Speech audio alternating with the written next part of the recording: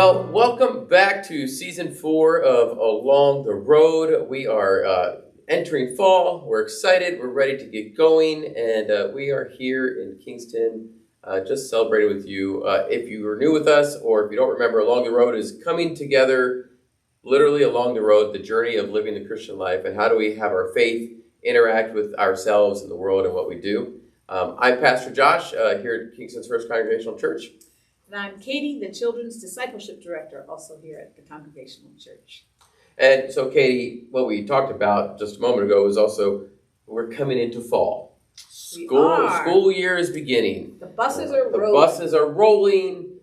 We even have in a week here we have our step up day where certain kids are moving into the new grades, freshmen going into youth, the youth ministry or different stuff, and there's always that celebration of what is to come, moving into the new thing. I like to think of church seasons always starting in September. For me, maybe the school year, maybe it's the youth ministry background I have. That always seemed to be the right thing. But there's also the question that everybody asks, every kid asks, what have you been doing all summer? What's been going on? So what is summer like? One, for you, for me, as ministers, as people. But what is summer like for a church? Should churches take vacation in that sense? What does that look like? So what have you been doing all summer? What are some of the highlights, as we like to say to our kids to ask other friends? Well, I had BAC this summer. Oh, Bible Adventure Camp. Very nice. Yes, the week after the 4th of July week. Okay. So June was spent getting ready for it. Yes. And July was spent recovering and cleaning up and putting everything back away. where it belongs. Yeah. And yep. And so then August has been, okay, here we go. Yeah. Now we made a change and we've been working on our own language. We call it Bible Adventure Camp. Yes. Why did we change that? Well, a couple of reasons. I think traditionally it was Vacation Bible School. Mm-hmm. And sometimes the word school mm-hmm. can send the wrong message. Yeah. I don't want to go to school in the summer. Yeah. So that was part of it. And also the new names reflected more of the image that we wanted of this is fun. Mm-hmm. Bible activities can be fun and exciting and different. Yeah. And an adventure. And I think it depends for us in the area you live. Like here, this is not a Christian culture all in New England. So right. The idea of Bible school is not something a non-believer would send their kid to. They would be wary of that. But Bible camp by the church, they know it's camp. They know it may be half day. There's activities involved. And there's this removing of a barrier. Oh, I'll at least send my kid there. Sure. And let them do that as well. Now this year, the youth group, the high schoolers, they helped out. They did. As part of they did a mission week. Yeah. So instead of traveling somewhere, they did missions right here in Kingston. But the first part of their morning was to be the helpers at Bible Adventure Camp. So it was great. They did a great job. They did. They stepped up. They helped. They did things. I was there every midday with them. We did devotional during the midday and challenging about living life and what it's like and how to prepare for the next season of school. So that was exciting. So they were able to do that and enjoy. You get to enjoy more volunteers. More, hopefully, I'm sure not the first day energetic. It depends on the kids. They tend to be a little shy, but I think most kids will step up to the plate when you say, we need your help. We want to trust you to lead or to be a part of this. Well, and there was genuinely things that they could do. Yeah. It wasn't just oh, sure, come on along right. and watch what we do. But yeah. They really were helping. Yeah, and I remember at an older church I used to work at, high schoolers or would do that. And the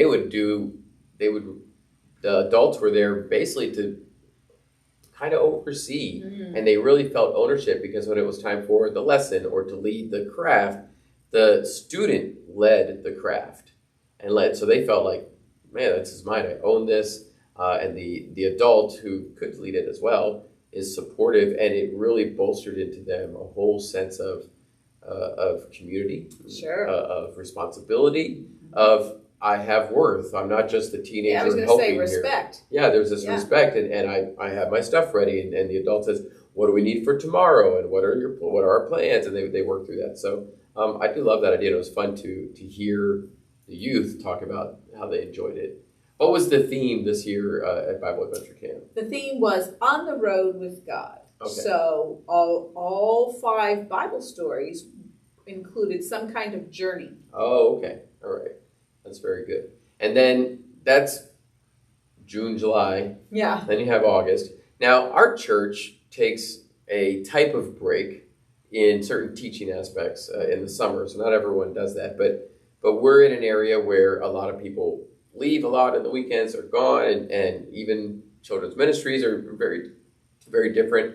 Do you find it is a benefit or not a benefit that month and a half or so that we take off, or we're not doing that Sunday school hour? Is that helpful to the teachers, or how does that work out for them? I think it's helpful for the teachers because they make a school year commitment. Mm-hmm. They're not there just once a month or whatever. They're there much more consistent. So it gives them a good solid break. Right. And helps to re-energize them for coming back. And okay, here we go. Yeah. So and you feel that like we're coming into that time of year, they're coming back. Do you feel that like they've had their break, they're ready to come back, and they're excited as well? Yeah. I think that is interesting. I mean, that leads us to that thought of, do churches take vacation? I guess we do a little bit more of a rhythm where things change in the summer. Mm-hmm. I think it depends on where your culture is in the area that you live in. Sure. And that's why we shift some things, and part of it is also learning. But I don't think, in one sense, a church ever takes vacation. Well, God certainly doesn't. No, Thankfully, he really doesn't. So I think part of our challenge, and anyone who does little things like that, even our adult classes take a break, and those adults that lead those classes, they're excited to get back in, and they've had thoughts, and they've done reading over the summer on their own, and I want to teach this, and now they're back into that. I think there's a benefit in that, but the church as a whole should also be providing something else, not just in the teaching, but maybe other ways to serve, other ways to be involved. It's kind of like summertime when you go on vacation. You do a lot of the same things you do at home. You still go places, you still eat, but it's in a different place and slightly different. And so there's a freshness to it. So I think there's an opportunity in the church in summertime to do stuff like that. We preach differently in the summertime. Yeah. Recently we've done a whole summer series that involves stories or what I call one-off sermons. So you're not walking through a whole book. So that then if you miss a weekend, then you're not thrown off. Right. And we did that a couple years ago, and for me, it was difficult. I like to walk through books. Right. There's continuity to it. There's this idea of this is the scripture, and we're going to know where we're going, and that expository preaching is really important to me. And we did it one summer, and you can still do expository preaching. We weren't doing topics. We were still doing stories or full sections from scripture, but you weren't connecting that book to the next chapter to the next chapter. And I don't know how many, I lost track of the amount of people that were very thankful that they weren't missing a series. They weren't missing the book of Philippians. They weren't missing the book of Acts, because you finish a book. If you plan it right, you finish a book before summer hits. Right. And so they're not missing that. Oh, I was so worried I was going to miss part of Matthew, but you're doing the summer series. I am not going to miss it. I heard that so many times that I said, okay, well, maybe we come back and do that. So we've done that. And this year we called it Campfire Stories. And I think we did a lot of different miracles all over. Memorable stories. Hopefully memorable stories. And this was one where we involved, just like with the teachers and stuff, I involved the group of elders to say, what are these stories? What are the miracle stories? What are the big campfire type stories that the Bible has? And they started giving me it. They gave me more than I could do in a whole summer. You know what? That's better than not enough. It is better. It's better than not enough. So then it's the challenge of doing those sermons that way. And they might give you a story or a miracle, and I would realize, well, that's not enough context. It's too small. Mm-hmm. So in our style of preaching, to make sure we're really giving full context, I might broaden out the story. But I think it's been very helpful for people in the summer when we do an outdoor service, or people say they can bring a friend, and they're catching on to how we preach or what we do, what we teach.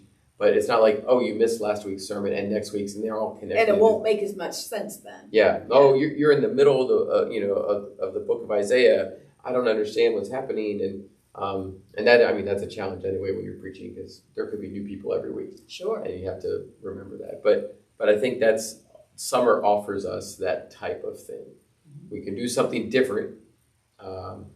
It feels lighthearted in some ways, but we're still, as a church, we're still teaching, we're still preaching, we're still proclaiming, encouraging people to go out and live this gospel out in that way. And so summertime provides us that, I think, that opportunity. And then back to it. So we have a new series starting in 2 weeks. You're doing Step Up Day on Sunday. We're finishing the summer series on Sunday, and then we starting to teaching Timothy and Titus. So that'll be a lot of fun. So in the summer, you and I have always talked about, we like to read. Yep. Like to read different things. What types of things have you done reading on this summer? Well, I haven't had as much time to read because the weather means, warmer weather means being outside working in the yard. Okay. All right. So if it's nice, you go outside. Yes. And so in that case, I generally read more fiction because it's easier to put up and down. Yeah. But I did read, I'm not quite done with it, but I'm reading a biography of Margaret Wise Brown. She wrote Goodnight Moon. Oh, yeah. Yeah. And a whole lot of other ones. And it's very interesting to see what her, how did she get into children's literature? And she actually got into it at a time when it was just starting to burgeon. Oh, I see. So it was interesting. Yeah. And then the other book that I read that I particularly liked was Lady Tan and Her Circle of Friends by Lisa C. So 14th century China. Interesting. And she was taught to be a doctor by her grandparents. Wow. In a period of time where women just didn't do that much of it. So you get the whole Chinese philosophy. So it's a novel. Yeah. But it's a whole Chinese philosophy of medicine, which is so different from Western medicine. Yes, it is. It's all herbal based. But also you see the culture back then, because they were still binding women's feet and what's involved with all of that, and what was it like to be a woman in that period of time. But it was just a very well written book, and I very much enjoyed it. Oh, well, that's good. I think it's good to read something different, especially in the summer. I did fiction a little bit as well, and it is because it's easy to pick up, put down. I like spy novels. They don't mean very much. They're not, most of them are not deep, or some type of novel like that. And then the Amazon Prime reading, the free books that are on there. Yeah. My favorite detective series opened up the books I haven't read yet, so more of them are open. So I just started one of those, the Inspector Gamache series by Louis Penny. So it's that's just begun. But I also do reading, preparing for, back to the elders. Oh, sure. I've been reading about church leadership and elder groups and what we do, because we're thinking of Titus and Timothy and moving forward. And then the last month of my summer has been a lot of Christmas. There you go. Yeah, I've been listening. Because you got to be ahead. Got to be ahead. I've been listening to a lot of Christmas music, planning Christmas, being prepared for that, and then getting that ready. But I think that it serves better to think and get most of that ready. So when late October comes, November comes, that busy season, that big planning of it, or those pieces are done, and then it's just a matter of putting the feet to it and fine-tuning it and getting people into place. But you have the time in the summer, in some ways, to do that. Yes. You get a little bit more time to do that. So it's a celebration for sure. So what are your hopes this school year?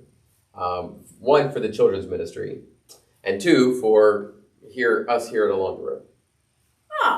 Well, that's a nice small question. Just a little question, yeah.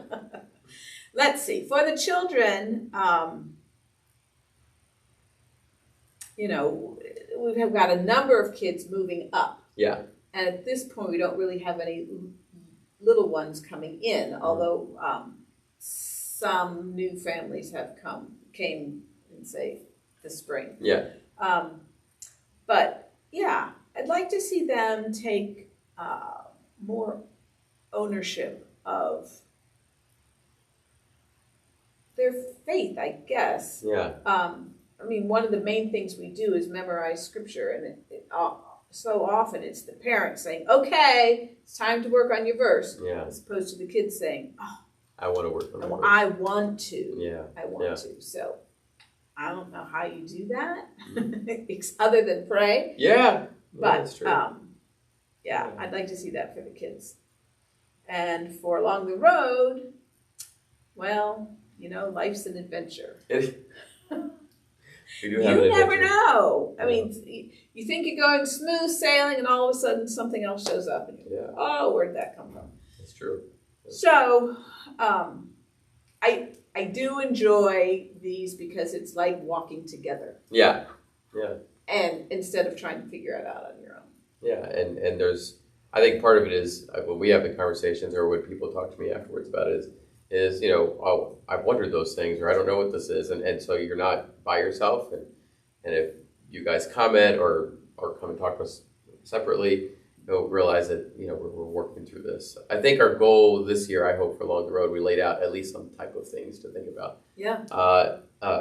We still we'll bring people in when we can, but we also want to have some themes of things we're talking about, and we're starting next week with the theme of service, and I'll probably primer that with the idea that in Scripture, service and worship tend to be the same root word, or especially in the Hebrew language, it can be translated service or worship. And so the idea that service and worship are the same thing is, I think, something we want to explore. Yeah, that'd be great. In the different avenues of life. I did some reading earlier. We talked about what a missional lifestyle is.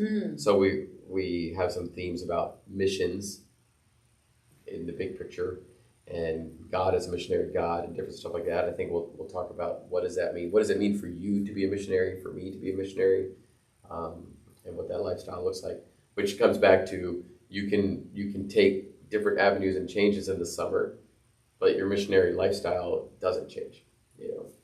Your activities may change, your rhythms may change, but you are missional in what you do.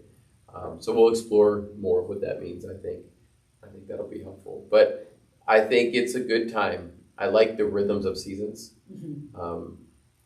because there are good starting points. It's always good to have it's time to start again and come back to this other place. And there's a freshness to that. Yeah. And I like September's freshness better than January's. I don't know why. I just always have. It's just I think the weather's more conducive to it. Yeah, I mean, for one thing. I played soccer growing up all the way into my first year of college, and this was the season that you play soccer. These couple weeks before schools, when you go to training camp, and we had marching band camp, and so there's this all freshness, excitement, and like Step Up Day, there's this next level, like I'm moving to a next level. I'm aiming for the next goal, and I want to get to that place. In January, it's like it's a new calendar year, and for me, it's like that's okay. Right. Yeah. Yeah. And so like I see that here as like, okay, that's where we're going. This is that exciting time of year. Like I like to say, shorts and sweatshirt weather. That's what our old church used to call the first Sunday back Rally Day. That's another way to look at it. Rally together and and in essence, Step Up Day is going to be like that here at our church. We'll rally everyone for Step Up, get excited. It's an outdoor service, so we're all together. And some baptisms. And we have 4 baptisms that we're doing, exciting. and that's going to be exciting. So there's a lot of things, and you say this is stepping up. This is moving forward, and here's our next season, our next goal of where we go, and the church continues to learn from this, because I don't think any church ever has it down. So we're people change. Yeah, and so our goal is so the people become more of that missional people, and they affect their community, and see how that works out. So, yeah, I mean, I'm curious what you guys did over the summer, and how your rhythms change over the summer, and what you're looking forward to, I would say, in the fall. Other than cider donuts. That's true.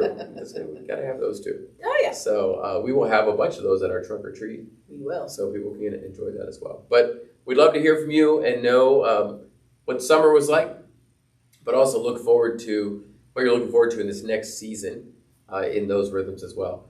If you have kids, if they're off to school, or maybe grandkids, how those things change for you. And yeah, or if you have a good book to recommend. we always like books. I think I have too many right now, but we'll put it to the There pile. is no such thing. There's not. I don't have enough time to read them all. Well, that's different. That is different. That's true. I think part of it is I don't have, and then I get frustrated that I didn't read them yet. And so then I just don't look for more books yet. Let's get through what I have Right. and see what I have to do. So yeah, let us know some of those things and what you're looking forward. But we are looking forward to going into this next season and starting season 4 and having you join us along the road. So between now and then, let's just prepare for what's to come, and we hope you have a good week.